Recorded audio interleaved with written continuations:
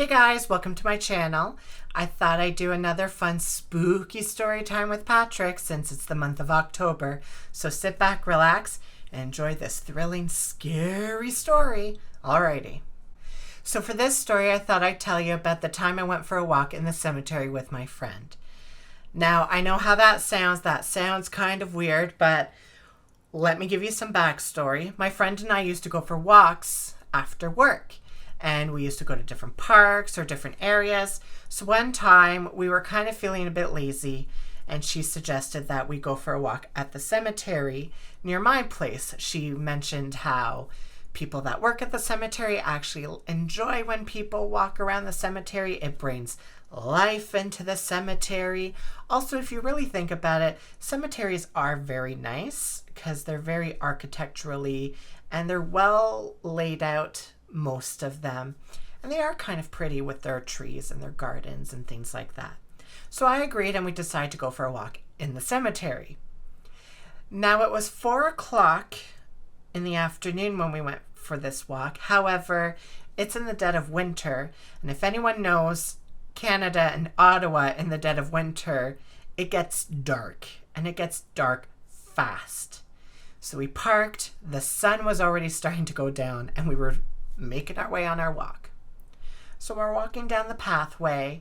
Things are going fine, just enjoying the walk, enjoying the stillness of the air. It had just started to snow a little bit, very, very light though. And we decided to go along the pathways. Things were fine. But then we made it to a weird path. It wasn't like the rest of the paths, but it was still in the cemetery, so we decided to take that path. Now, this path is different than a normal cemetery's pathway. Normal cemetery's paths usually are just like pavement or gravel and then tombstones on either ends, like fields of tombstones.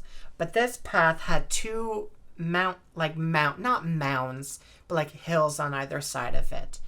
And it was a dirt type path, but it was hard to tell. I mean, it was all snow covered at this point. So we're walking and it's twisting and bending. We go around one corner. There's like broken down old machinery, and now it's getting like dark. So we're continuing on the path. There's no tombstones in sight. There's hills everywhere. There's trees everywhere. All of a sudden it opens up into this weird clearing. Now, this clearing has no tombstones anywhere, just a dumpster to the right of us, and up ahead, an old, tiny, small brick building. No vehicles in front of it, but there's smoke coming out of a chimney, no lights on, and that's it. And in front of us are like iron gates. And what you can see past that is tombstones for the cemetery. So I'm like, oh, this is really weird. So we're like, okay, well, maybe we'll just go towards the gate because it could probably open. But it takes some time to get there. So we're walking towards the gate. All of a sudden, we look down, and what is there by our feet? A tea light candle. One of the ones you'd buy from like the dollar store that are the battery-operated ones. It was face down in the snow, lit, flickering. Now, as I had mentioned before, it was already starting to lightly snow, but it wasn't snow covered, which meant that it was recently put there or it recently fell. There were no footprints anywhere, and as it's snowing, you can see your footprints though. So we didn't see any footprints. It wasn't near anything. Nothing's been recently moved. It's not near any tombstone. I'm serious. There is no tombstone nearby anywhere. So how did it get there? My friend ends up picking it up, putting it on the dumpster. Me being the scary movie person that I am, I'm like, that's it. She's possessed. She's touched the tea light candle. Why would she do that? You don't touch it. But whatever. I mean, that's an exaggeration. So we decide, oh, that's kind of weird. We keep walking. We make it to the gate. The gate's locked and we can't open it. So now we have to turn around. And let's just say our walk back was 20 times faster.